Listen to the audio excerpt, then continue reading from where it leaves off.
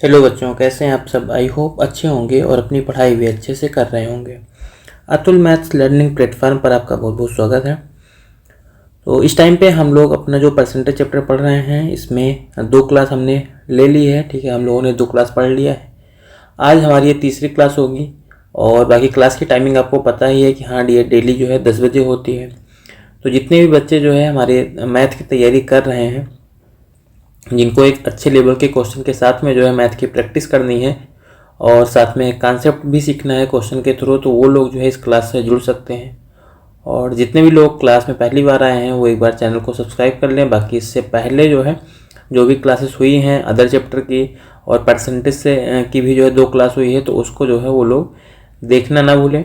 और बाकी जितने भी लोग आ गए हो, ठीक है, वो लोग एक बार जल्दी से क्लास को शेयर कर दो और फिर हम जो है अपनी क्लास शुरू करते हैं। एक क्वेश्चन हमने जो है आप लोगों को मतलब इससे पहले वाली क्लास में जो दूसरी क्लास हुई थी उसमें जो है होमवर्क दिया था, जो ये 16 नंबर का क्वेश्चन है।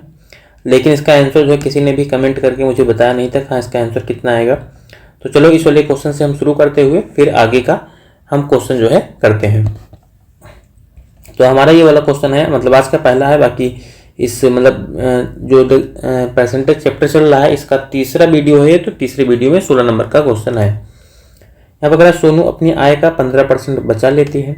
यदि उसकी आय में 20% की वृद्धि होती है और वह अब भी पहले जितना ही बचत करती है, तो उसके खर्च में कितने प्रतिशत की वृद्धि हुई है। यहाँ पर जो है दशमलव के बाद में 1 अंक तक हमें ज्ञात करना है। तो देखो सबसे पहले क्या कर रहा है, हमें ये पता है कि इनकम बराबर क्या होता है, आय बराबर क्या होता है, एक्सपेंडिचर मतलब खर्च, और प्लस सेविंग यानी कि बचत एस। ठीक है, तो यहाँ पर कह रहा है कि 15% वो बचा रही है। तो शुरुआत में मान लो को 100 रुपये कमाती रही होगी। सोनू जो है 100 रुपये कमाती थी, 15% बचाती थी, मतलब 100 का 15% 15 रुपये आएगा, 15 रुपये बचा रही थी। तो खर्चा कितना करेगी, इसका मतलब 85 रुपये, 85 रुपये वो खर्चा करेगी। तो ये बन गया हमारा एक। और दोबारा कह रहा है जो कि उसकी आय में 20% की वृद्धि हो गई। अब अगर आय जो है उसकी 20% बढ़ जाएगी तो 100 ही तो आय थी, इसका 20% कितना होता है, 20 होता है, मतलब नई आय जो है 120 हो जाएगी उसकी। कह रहा है अभी भी जो पहले जितना ही बचा रही है, मतलब पहले भी 15 रुपये बचाती थी और अभी भी ये 15 रुपये ही बचा रही है। तो अब खर्चा कितना करेगी, 120 हो गई। तो 120 में से 15 यहाँ पर घटा लो तो जो बचेगा उसी को खर्चा करेगी। तो 120 में से 15 घटाओगे, मतलब यहाँ पर क्या खर्चा करेगी, 105 रुपये। 105 रुपये सोनू खर्चा कर रही है और पहले खर्चा करती थी 85 रुपये। तो कह रहा है जो है उसके खर्चे में जो है कितने परसेंट की वृद्धि हुई है। तो 85 से 105 पर आने के लिए उसने जो है 20 रुपये ज़्यादा खर्चा करना शुरू कर दिए। और किस में बढ़ाया है, 85 रुपये में बढ़ाया है 20 रुपये को। और परसेंट में यहाँ पर चेंज करना है तो फिर 100 से गुणा करके और इसी को निकाल लो। 20 से काटेंगे, सॉरी 20 से नहीं कटेगा, 5 से कटेगा। 5 से काट देंगे नीचे 17 बार में कट जाएगा, 5 से ऊपर काटेंगे 4 आएगा, यानी कि हमारा बन जाएगा 400/17%। 400/17% बन जाएगा। इसको आप सॉल्व करोगे तो 17 दूना 34 हो जाएगा। उसके बाद में 6 बचेगा 60, तो 17 बचे सॉरी 17 51 हो जाएगा, मतलब 23 आ जाएगा। और 23 के साथ में अभी भी हमारा 2 ऑप्शन है। तो यहाँ पर कितना बच रहा है, 9। और 9 में अगर आपको यहाँ पर 17 की टेबल लेकर के जाना है तो 17 × 5 = 85 होगा, 5 बार जाएगा क्योंकि 8 बार तो जा नहीं सकता। तो दूसरा ऑप्शन जो है हमारा इसका आंसर हो जाएगा। तो यहाँ पर 23.5% जो है उसने अपने खर्चे में वृद्धि कर ली है। ठीक है, तो ये इस क्वेश्चन का आंसर हो जाएगा। आप लोग भाई कमेंट किया करो, जो भी क्वेश्चन हम होमवर्क में देते हैं उसका आंसर तो एटलीस्ट सॉल्व करके जो है बताया करो कि हाँ कितना आ रहा है। चलो इसके बाद में फिर हम अपना अगला क्वेश्चन देखते हैं 17 नंबर का। 17 नंबर हमारा यहाँ पर क्वेश्चन है, कह रहा है कि ए की आय बी की तुलना में 60% कम है। ए का व्यय बी के 60% के बराबर है। यदि ए की आय बी के 70% के बराबर है तो ए और बी की बचत का अनुपात क्या है, ये हमें यहाँ पर बताना है। तो देखो यहाँ पर 2 लोग हैं, ए और बी। ए और बी 2 लोग हैं। सबसे पहले इनकी इनकम की बात कर रहा है, यानी कि आय की बात कर रहा है। तो जो इनकी आय है वो क्या है, कह रहा है कि ए की आय बी की तुलना में 60% कम है। देखो 60% का मान क्या होता है, 3/5 होता है। मतलब बी की आय अगर 5 होगी तो 60% कम है, यानी 5 में 3 कम होगी तो ए की आय कितनी हो जाएगी, 2 हो जाएगी। उसके बाद में फिर यहाँ पर देखो व्यय के बारे में बोला जा रहा है, व्यय के बारे में इन दोनों के बोला जा रहा है। कह रहा है कि ए का व्यय बी के व्यय के 60% के बराबर है। तो 60% के अगर बराबर है तो बी का व्यय जो है ये अगर 5 रुपये होगा, 60% का मान फिर से 3/5, मतलब बी का व्यय अगर 5 रुपये होगा तो ए का व्यय कितना हो जाएगा, 3 रुपये हो जाएगा। अब देखो 2 में से तो आप 3 घटा नहीं सकते, ये हमें यहाँ पर एक तरीके से अनुपात मिला हुआ था, अनुपात मिला हुआ था, इन दोनों के साथ में एक्स लगा लेते हैं, सॉरी एक्स नहीं लगा लेते हैं यहाँ पर क्योंकि अनुपात हाँ सेम है, तो यहाँ पर इन दोनों के साथ में आप एक्स लगा लो, यहाँ पर ये हो गया। उसके बाद में जो व्यय है इन दोनों को वाई के साथ में मान लो कि इनका जो अनुपात था ये 2x और 5x था, ये जो व्यय है इनके पास 3y और 5y है। अब इसके बाद हमसे कह रहा है कि ए की आय बी के व्यय के 70% के बराबर है। अब जरा देखो यहाँ पर ए की आय क्या है, ए की आय 2x है और बी का व्यय जो है 5y है। तो कह रहा है जो ए की आय है वो बी के व्यय के 70% के बराबर है, मतलब बी का व्यय है कितना 5y, इसका अगर 70% आप करोगे तो क्या मिलेगा, कह रहा है क्वेश्चन में कि ए की आय मिलेगी, मतलब 2x का मान मिल जाएगा। अगर इस पूरे को हम सॉल्व करें, 5 से मान लो इसको काट दो, 5 से काटेंगे 20 बार में कटेगा, 0 से 0 और काट दो, मतलब यहाँ से इस x को इधर ले आओगे तो y बट्टे x बराबर क्या हो जाएगा, 2 का 2 से गुणा होगा 4 और बट्टे में 7 हो जाएगा, मतलब y का मान 4 हो गया और x का मान 7 हो गया। अब देखो और y का मान 4 है और x का मान 7 है, तो हम इनकी आय निकाल लेते हैं। लास्ट में हमसे बचत का अनुपात पूछा गया, पहले इनकी आय निकाल लो। x की जगह पर 7 रखोगे, मतलब 7 दूनी 14, a जो है 14 रुपये कमाता है और b 7 पच्चे 35 रुपये कमाता है, क्योंकि यहाँ पर x की जगह पर 7 रखोगे और y की जगह पर नीचे वाले में क्या रखोगे, बे वाले में 4 रखोगे, 4 3 12 हो जाएगा, 4 5 20 हो जाएगा। मतलब a जो है 14 रुपये कमा रहा है और b 35 रुपये कमा रहा है। बे मतलब खर्च, a जो है 12 रुपये खर्चा कर रहा है और b 20 रुपये खर्चा कर रहा है। तो बचत क्या होगी, 14 में से 12 घटा दोगे तो 2 रुपये इसकी बचत आ गई और 35 में से 20 घटा दोगे तो 15 रुपये इसकी बचत आ गई। तो ये जो है a और b की बचत है 2:15, जो कि यहाँ पर हमें चौथे ऑप्शन में दिया गया है। तो चौथा ऑप्शन इस क्वेश्चन का हमारा आंसर हो जाएगा। ठीक है, तो लास्ट में हम यहाँ पर x और y मान करके इनका रिलेशन निकाल लेंगे कि इनके रियल आय और रियल व्यय का जो अनुपात है वो है क्या। उसके बाद में फिर हम आय में से व्यय को घटा करके बचत निकाल लेंगे। चलो अगला क्वेश्चन देखते हैं। इसके बाद में हम अगला हमारा 18 नंबर का क्वेश्चन है। यहाँ पर कह रहा है ए बी सी अपने वेतन का क्रमशः 8%, 7% और 9% किसी धर्मार्थ ट्रस्ट को जो है दान करते हैं। ए और बी का वेतन समान है। अगर उनका वेतन समान है मतलब उनके वेतन का जो परसेंटेज है वो अलग अलग जो भी निकलेगा, यानी कि उनका एक तरीके से गुणा के हर चीजें जो है फिर समान आएंगी और इक्वल निकाला जाएगा। तो उनके दान के बीच का अंतर जो है 259 रुपये है। ए और बी का कुल दान सी की तुलना में 1185 रुपये अधिक है। तो ए और सी का कुल दान ए बी सी के कुल वेतन का कितना परसेंट है ये हमें बताना है। तो देखते हैं, सबसे पहले देखो यहाँ पर 3 लोग हैं, ए बी और सी हैं। ए हो गया इधर, बी हो गया इधर, सी हो गया। यहाँ पर सबसे पहले इनका दान लिख लेते हैं कि इनका दान है कितना। इनका दान है कह रहा है ए जो है 8% दान कर रहा है अपनी वेतन का, बी 7% दान कर रहा है और सी जो है 9% दान कर रहा है। लेकिन यहाँ पर क्या हो रहा है, कह रहा है कि ए और बी का वेतन समान है। ये वही लाइन, अगर इनका वेतन समान है मतलब इसके वेतन का 8% और इसके वेतन का 7% अगर दोनों को घटाओगे, लास्ट में हमसे कह रहा है उनके दान के बीच का अंतर कितना, 259 रुपये। मतलब यहाँ पर जो है इन दोनों के बीच में अंतर कितने का होगा, इनके वेतन केवल 1% ही तो होगा। 8% और 7% अंतर कितना रहा, 1%।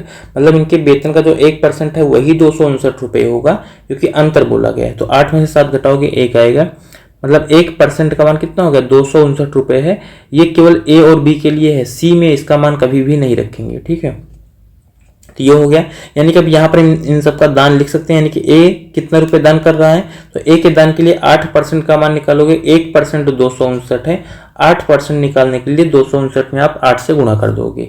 259 में अगर 8 से गुणा करोगे तो 25 8 200 होता है, यानी कि 2000 हो जाएगा, बाकी 8 9 72। तो ए का जो है दान 2072 रुपये हो जाएगा। और अगर मान लो हम बी का दान निकालना चाहेंगे तो बी के लिए क्या करना पड़ेगा, यहाँ पर 7 से इसमें गुणा करना पड़ेगा। तो 25 7 जो है 175, मतलब 1750 हो जाएगा। और 1750 में 9 7 63 और जोड़ देंगे, 1750 में 63 और जोड़ देंगे तो हो जाएगा 3 और 6 5 11 7 1 8, मतलब यानी कि 1813 रुपये हो जाएगा। उसके अंदर सी का दान यहाँ से हम नहीं निकाल सकते हैं। ठीक है, क्योंकि यहाँ पर सी का परसेंटेज अलग है, क्योंकि इसका सी का वेतन अलग है। ठीक है, ये सही हुआ है ना, 7 से मल्टीप्लाई यहाँ पर हुआ, 7 9 63 और 7 5 35 और 6 41, 7 दूनी 14 और 4 18। ठीक है, अब उसके बाद में लास्ट में देखो आगे कह रहा है ए और बी का कुल दान जो है सी की तुलना में कितना अधिक है, 1185 ज्यादा है। तो ए और बी का कुल दान आप निकाल लो। ए और बी का कुल दान कितना होगा, 2072 और 1813 अगर जोड़ोगे आप तो 3 2 5 हो जाएगा और 7 1 8 हो जाएगा। फिर यहाँ पर 8 और 2 1 3 मतलब 3885 आ गया। कह रहा है ये सी से जो है 1185 ज्यादा है, मतलब इसमें से अगर 1185 घटा दोगे 1185 घटा दोगे तो क्या होगा, हमें सी का दान मिल जाएगा। तो घटा के देख लेते हैं, 0 0 8 में से एक जाएगा तो 7 और 3 में से एक जाएगा 2, मतलब ये 2700 जो है ये सी का दान है। सी का दान कितना है, 2700 रुपये है, यानी कि 9% का मान जो है दिया गया है, जो 2700 सी के वेतन का 9% है। ठीक है। अब उसके बाद में हमसे जो भी पूछा गया, देखो इसको इधर से हम इरेज करते हैं क्योंकि यहाँ पर हम कैलकुलेशन केवल कर रहे थे। अब कह रहा है कि ए और सी का जो कुल दान है वो ए बी सी के कुल वेतन का कितना परसेंट है। इनका वेतन भी तो हमें पता होना चाहिए। चलो मान लो यहाँ पर हम नीचे इनका वेतन सबका लिख लेते हैं। वेतन अगर मान लो इनका लिखते हैं तो ए के वेतन का 1% तो 259 रुपये है, तो ए का कुल वेतन कितना हो जाएगा, 25,900 रुपये हो जाएगा। कह रहा ए और बी दोनों का वेतन समान है, मतलब बी का वेतन भी 25,900 रुपये हो जाएगा। और सी के लिए देखो, सी के वेतन का 9% 2700 है, तो 1% का मान कितना हो जाएगा, 300 हो जाएगा। और 100% निकालोगे तो कितना आ जाएगा, 30,000 आ जाएगा। वेतन हमेशा 100% ही होगा, मतलब ये हो गया इन तीनों का वेतन। कह रहा है अब ए और सी का कुलदान, तो ए और सी के कुलदान के लिए इन दोनों को जोड़ लो। इन दोनों को जोड़ लोगे यहाँ पर तो 27 और 20 4772 आ जाएगा। 4772 आ जाएगा इन दोनों का कुल दान। कह रहा है ये जो है तीनों के वेतन का कितना परसेंट है, तो तीनों का वेतन यहाँ पर आप जोड़ लो। ठीक है, तीनों का वेतन भी जोड़ोगे 30,000 25,000 25,000, तो 25 25 50 होता है, 30 और जोड़ेंगे 80 हो जाएगा और 9 दूनी 18 मतलब 81,800 81,800 हो जाएगा। और इसका परसेंटेज निकालना तो फिर यहाँ पर 100 से मल्टीप्लाई करके जो है परसेंटेज निकाल लो। 2 जीरो से 2 जीरो कट ही जाएगा, बाकी 818 से आप 47 में यानी कि 8 5 40। ठीक है, ये लगभग कितना बढ़ जाएगा, 5 या मान लो 4 से पहले काट देते हैं, शायद 4 से कटेगा या नहीं कटेगा, तो 4 से नहीं कटेगा, 2 से मान लो काटते हैं तो 2 चौको 8 हो जाएगा और फिर 2 9 18 मतलब 409 आ गया। ये ऊपर काटेंगे 2 दूनी 4 और 2 3 6 1 7 2 7 14 सॉरी 2 8 16 और 2 6 12 मतलब ये 2386 आ गया। अब देखो हमें पता है यहाँ पर कि 4 6 24 यानी 4 पंचे 20 होता है, तो ये 5 बार जाएगा क्योंकि 4 6 24 हो जाता है, तो 2386 है ही ये और 2400 ज़्यादा हो रहा है यानी कि 5 बार जाएगा। ये सबसे पहले 5 बार जाएगा और 5 के साथ में हमारा केवल एक ऑप्शन है 5.8, तो यही आंसर हो जाएगा क्योंकि हमें पता है 409 से जो है टेबल इसमें 2386 में 6 बार तो जाएगा नहीं और 5 बार जाएगा। 5 बार अगर चला जाएगा 5.8% ही हमारा आंसर हो जाएगा, ये इसका आंसर होगा। ठीक है, दूसरा ऑप्शन जो हमें यहाँ पर दिया गया है। अगला जो यहाँ पर हमारा क्वेश्चन है 19 नंबर का, यहाँ पर हमसे कह रहा है एक परीक्षा जिसमें जो है पूर्णांक 500 था, ए को बी की तुलना में 25% अधिक अंक प्राप्त हुए, बी को सी की तुलना में 60% अधिक अंक प्राप्त हुए और सी को डी की तुलना में 20% कम अंक प्राप्त हुए। यदि ए को 80% अंक मिले हैं तो डी को कितने परसेंट अंक मिले हैं, ये हमें बताना है यहाँ पर। तो अगर इस वाले क्वेश्चन को निकालना, सबसे पहले हमें तीन सब का जो है एक तरीके से अनुपात निकालना पड़ेगा, ए बी सी और डी का।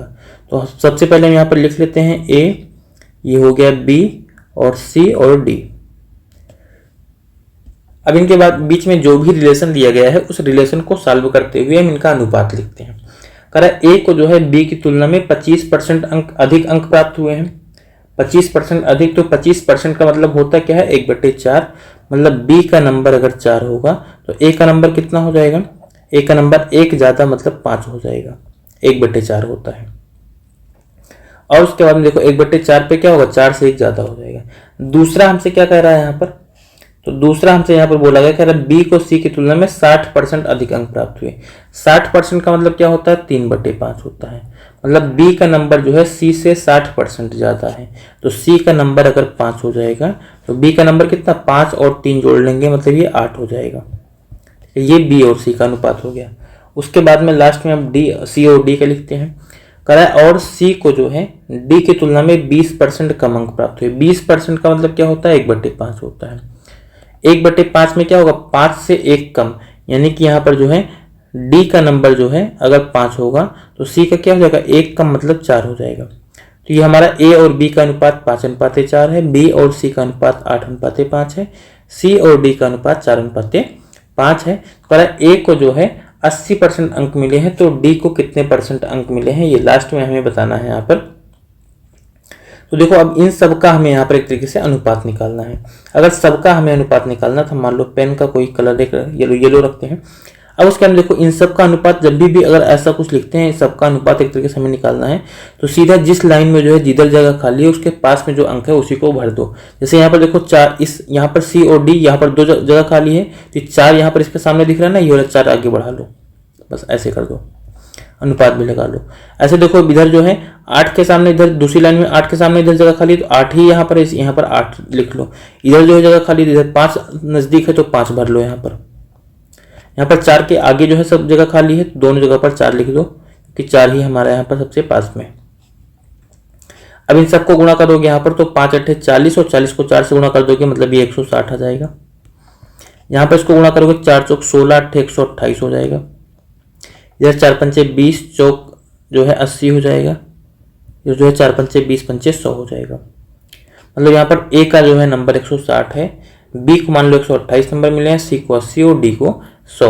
ये भी अनुपात है, इनका रियल अंक नहीं है।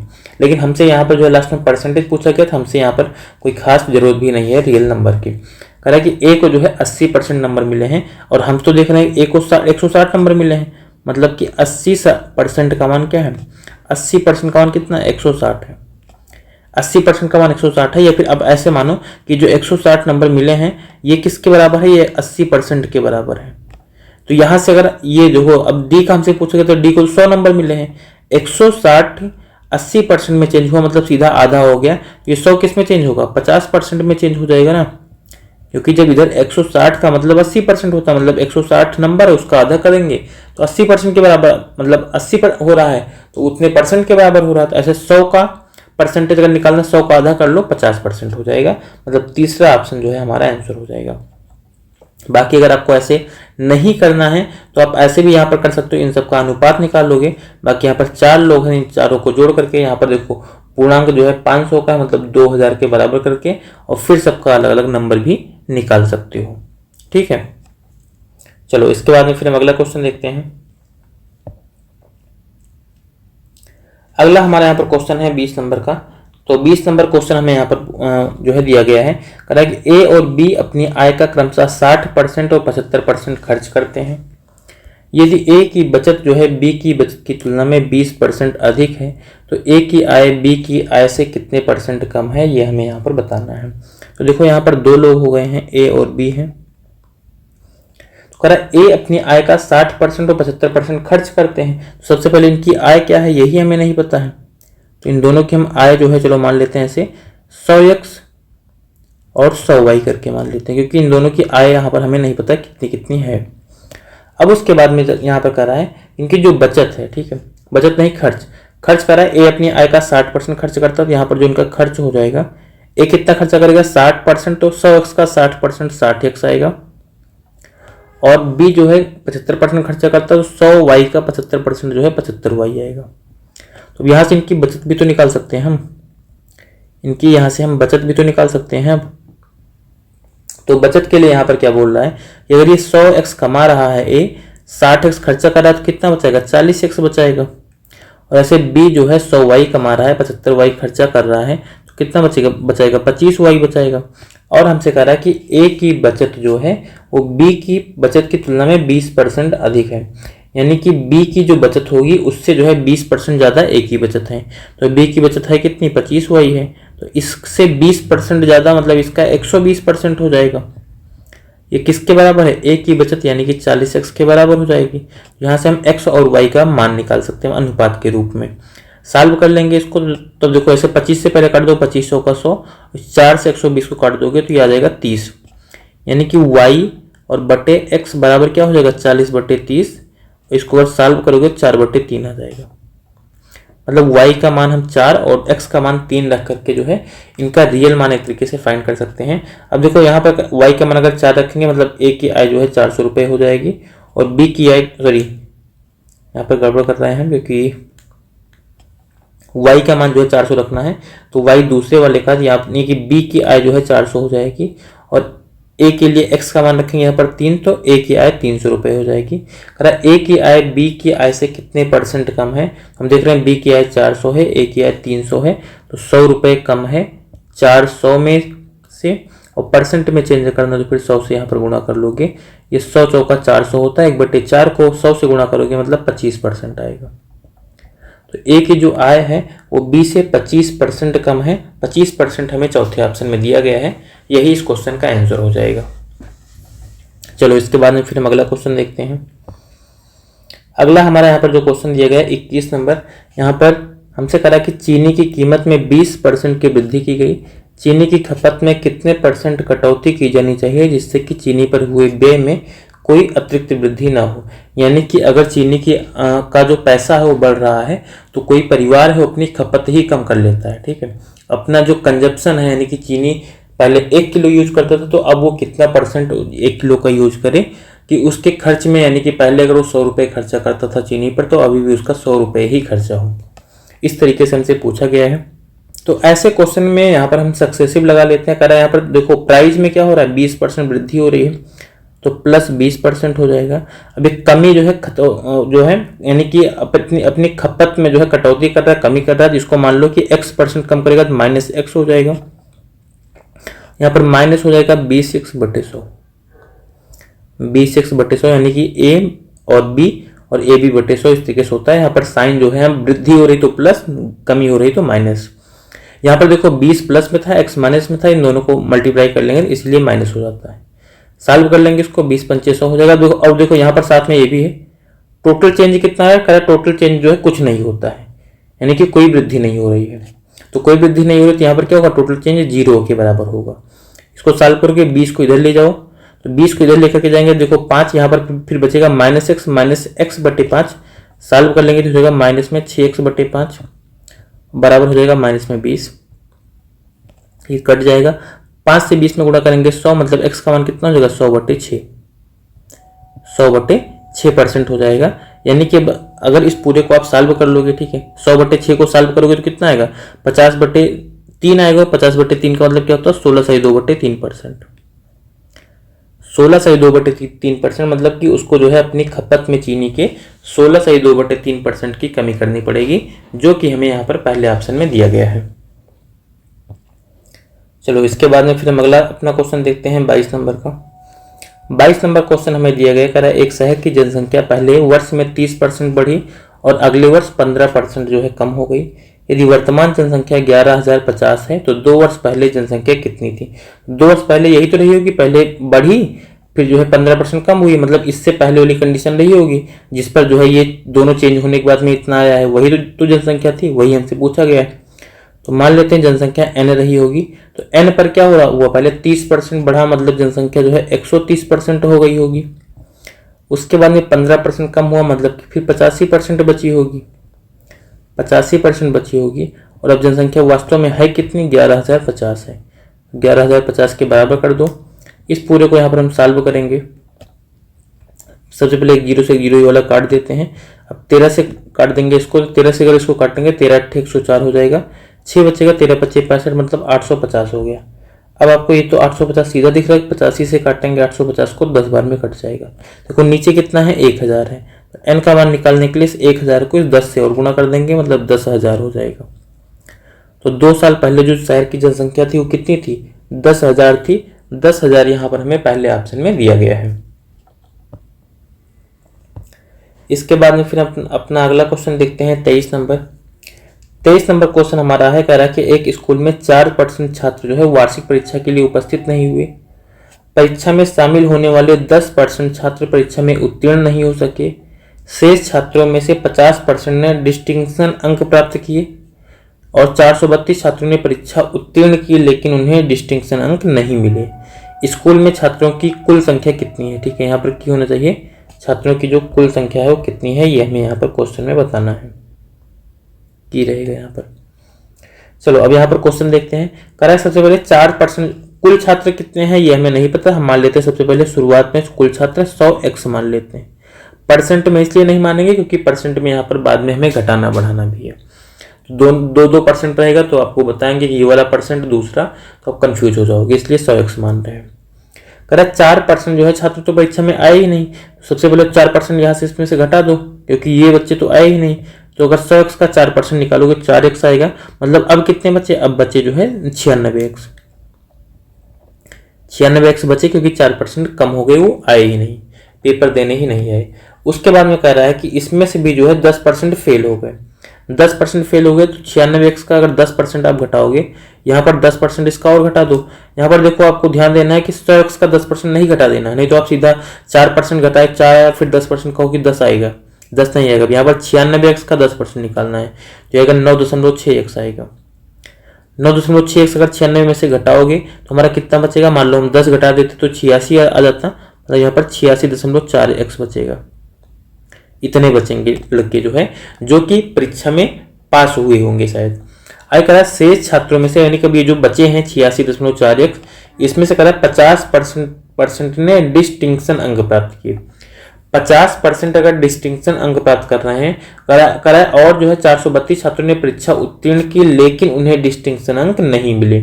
इसका मतलब कि यहाँ पर जो है 2 कैटेगरी है, एक जो है डिस्टिंक्शन वाले और एक जो है जिनको डिस्टिंक्शन नहीं मिला है। तो यहाँ पर जो डिस्टिंक्शन वाले कितने हैं, 50% है। ये जो अब छात्र हैं उसका 50%, तो बाकी 50% किधर आएंगे, इधर आएंगे। कंफ्यूजन में नहीं आना है, जो है ये तो 86.4x ही है, तो इसका 50% इधर, तो 86 में से 50 और घटा दो तो 36.4 आएगा, ये नहीं है। अब इस टोटल को हम यहाँ पर 100% मानेंगे, तो 50% डिस्टिंक्शन वाले हैं, 50% डिस्टिंक्शन नहीं मिले हैं, उनकी संख्या कितनी है, 432 है। कहने का मतलब कि 86.4x का 50% जो है 432 के बराबर है। तो निकाल लो यहाँ से 86.4x, इसका जो है 50% यानी कि 1/2, ये किसके बराबर हो जाएगा, 432 के बराबर हो जाएगा। इसको यहाँ से हम सॉल्व करेंगे। अब मान लो 2 से चाहो तो यहाँ पर आप काट दो, या फिर जो है सीधा ऐसे मल्टीप्लाई कर लो। x बराबर कितना हो जाएगा, 2 को 432 से गुणा करोगे तो 864 ही बनेगा। और नीचे कितना आएगा, नीचे आएगा 86.4, तो जो 0.4 है यहाँ पर पूरा 64 लिख लो, ऊपर जो है 10 से गुणा करवा दो, ये कट जाएगा, मतलब x का मान कितना आ गया, 10 आ गया। x का मान 10 आ गया। हमसे कहा शुरुआत में छात्रों की कुल संख्या कितनी, यही 100x ही तो है, और 100x का मान फिर कितना आ जाएगा, 1000 हो जाएगा, क्योंकि x की जगह पर 10 रखोगे, 10 का 100 से गुणा होगा तो 1000 आएगा, मतलब तीसरा ऑप्शन हमारा इसका आंसर बन जाएगा। ठीक है, चलो भाई अगला क्वेश्चन देखते हैं हम अपना 24 नंबर का। तो 24 नंबर हमारा क्वेश्चन है, करा एक परीक्षा में अनीता को 31% अंक मिले और वह 16 अंकों से जो है अनुत्तीर्ण हो गई, 16% नहीं है।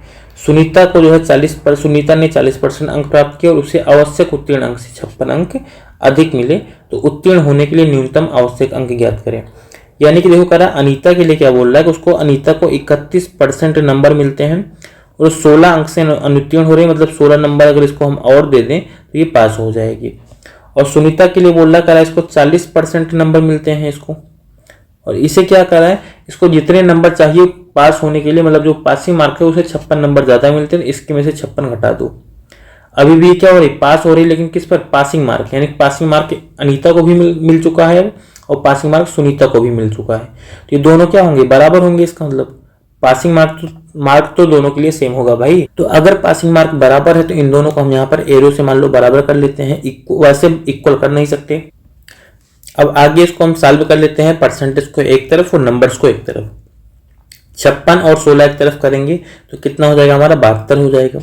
और मान लो यहाँ पर 31 है, 40 ला के घटाएंगे तो बनेगा 9x, जो 9x नहीं 9% माइनस में बनेगा, लेकिन माइनस चिन्ह को हम छोड़ देते हैं क्योंकि दूसरी तरफ भी माइनस बन रहा है। यहाँ पर -56 है, 16 को इधर लेकर के जाओगे, -72 बनेगा तो वहां का भी जो है हम माइनस छोड़ देंगे, मतलब 9% का मान 72 हो गया। 1% का मान निकालना है तो फिर 8 आ जाएगा। अब हमसे यहाँ पर जो है पूछ रहा है कि इसका जो है पास होने के लिए न्यूनतम अंक कितने होने चाहिए, मतलब पासिंग मार्क पूछा गया है, तो यही तो इसका पासिंग मार्क है। यहाँ पर जो हमने लिखा है इधर या इधर, यही तो पासिंग मार्क है, मतलब यहीं पर जो है मान रख करके आप निकाल सकते हो। चाहे इधर 31% का अगर मतलब 1% का मान 8 है तो 31% निकाल के उसमें 16 जोड़ लो, या 40% निकाल के उसमें से 56 घटा दो, दोनों सेम आएगा। अगर मान लो 31% निकालेंगे तो 8 के 8 और 8 त्रिक 24 मतलब 248 आ गया। इसमें 16 और जोड़ना पड़ेगा। 248 में 16 और जोड़ोगे तो 16 चौको 64 होता है, मतलब 264 नंबर हो जाएगा। जो 264 नंबर है ये क्या है, पासिंग मार्क है, मतलब दूसरे ऑप्शन में जो हमें दिया गया है यही इस क्वेश्चन का आंसर हो जाएगा। अगर इधर भी रखे होते 4 8 32 320 होता, 320 में से 56 घटाते तब भी 264 आता। अगला हम क्वेश्चन देखते हैं 25 नंबर का। तो 25 नंबर यहाँ पर हमारा जो क्वेश्चन दिया गया, कह रहा है किसी वृत्त की त्रिज्या में 11% की कमी की जाती है तो वृत्त के क्षेत्रफल में हुई कमी ज्ञात करें। देखो क्षेत्रफल में क्या होता है, त्रिज्या का स्क्वायर होता है। कहीं पर भी अगर किसी भी चीज का 2 बार लगातार उससे गुणा हो जा रहा है तो वहां पर आपको टोटल चेंज निकालने के लिए सीधा इसी में सक्सेसिव लगा लो। 11% की कमी हो रही है तो सबसे पहले -11, और त्रिज्या में ही ये दोनों बार त्रिज्या है तो -11 हो जाएगा। फिर से यहाँ पर क्या होगा, यहाँ पर बनेगा प्लस, क्योंकि -11 को -11 से गुणा करोगे तो प्लस बन जाएगा। 11 × 11/100, क्योंकि देखो जो फार्मूला होता है वो होता है a+b और +ab/100, ये फार्मूला होता है हमारा। तो दोनों अब चेंज आ रहा है यानी कम हो रहा है, सबको हम माइनस में रखेंगे। यहाँ पर जब -11 को गुणा करेंगे तो प्लस बन जाएगा, यानी कि वाला प्लस ऐसे रह जाएगा। इस पूरे को आप सॉल्व करोगे, 11 को 11 से जोड़ोगे तो माइनस में 22 हो जाएगा, और +11 का स्क्वायर होता है 121/100 करेंगे मतलब 1.21 आ जाएगा।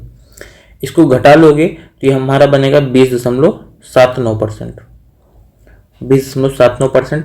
ये माइनस में आया तो माइनस चिन्ह ये बताता है कि क्षेत्रफल में भी क्या होगी, कमी होगी। तो वैसे भी हमें कमी ही पूछा गया है, तो 20.79% हमें पहले ऑप्शन में दिया गया है, यही इस क्वेश्चन का आंसर हो जाएगा। ठीक है, चलो अगला हमारा क्वेश्चन जो है, जो 26 नंबर का क्वेश्चन है, ये रहेगा आपका होमवर्क क्वेश्चन। होमवर्क रहेगा, करा अनु अपनी मासिक आय का 68% खर्चा करती है। पढ़ लेते हैं, क्योंकि क्वेश्चन में कहीं पर कुछ गलती हो तो सुधार देंगे। वैसे गलती होगी नहीं, कहीं पर का और की में ही गलती होती है।